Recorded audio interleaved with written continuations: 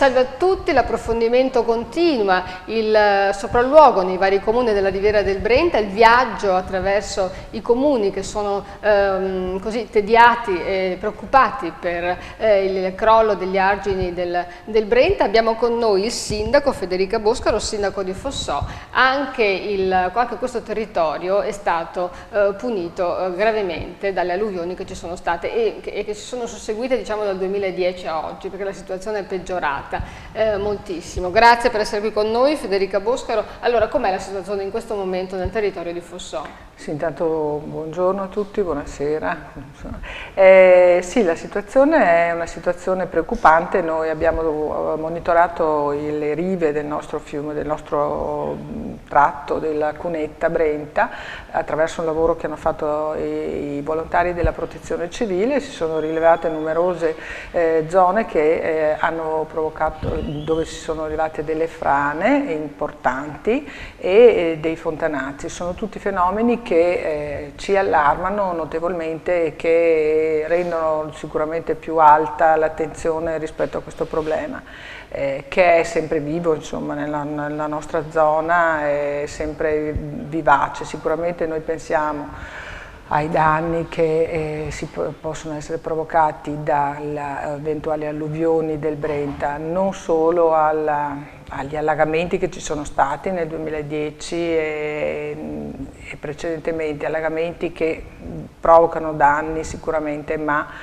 sono risolvibili. Una alluvione sarebbe veramente devastante per il nostro territorio, che è ricco di aziende industriali e che è veramente un fiore all'occhiello della nostra Riviera del Brenta, con prodotti soprattutto della calzatura che se fossero vittima di un'alluvione potrebbero provocare danni per miliardi. Certo. Poi stiamo parlando del distretto della calzatura, che è uno dei più famosi al mondo, che fornisce sia design che scarpe in tutto il pianeta, indubbiamente. Ecco, c'è la soluzione dell'idrovia, che è un modo sia per migliorare la qualità della vita, sia anche per dare uno sfogo, diciamo, ai fiumi, no? Sarebbe un canale scolmatore che potrebbe in qualche modo Certamente, l'idrovia per noi è, secondo noi, ma secondo molti studiosi, adesso sicuramente noi siamo dei profani, ma ci affidiamo a studi di persone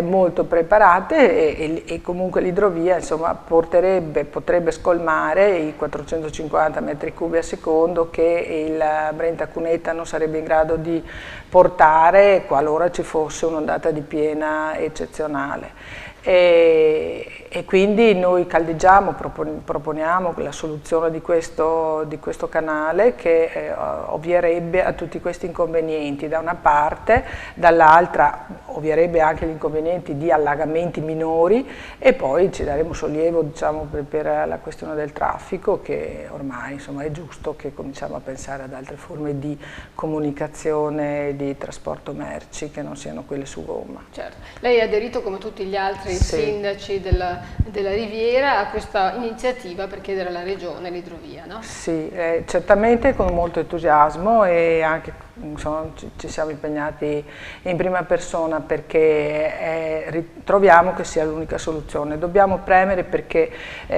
ci sia al più presto, sia convocata al più presto una conferenza di servizi, in modo che tutti gli enti preposti, tutti gli enti interessati al problema acqua siano convocati per risolvere, per affrontare la progettazione dell'idrovia in maniera definitiva e fattiva e poter così usufruire di finanziamenti europei che si prospettano a breve, tra il 2014 e il 2020. Quindi lei ha la sensazione che ci si muove, insomma, che si stia facendo qualcosa? E allora la sensazione è che sì, bisogna muoversi, sì, diciamo che rispetto a quello che noi si desidererebbe non è ancora sufficiente, dobbiamo premere perché la Regione non solo promuova un progetto preliminare, perché i tempi poi dopo sono lunghissimi, ma proprio si faccia carico in prima persona di questo problema, perché oltre al progetto insomma, ci sia poi tutto un percorso che porti alla realizzazione di quest'opera, che è assolutamente indispensabile. Grazie Sindaco Federica Boscaro. Grazie a voi, grazie a voi.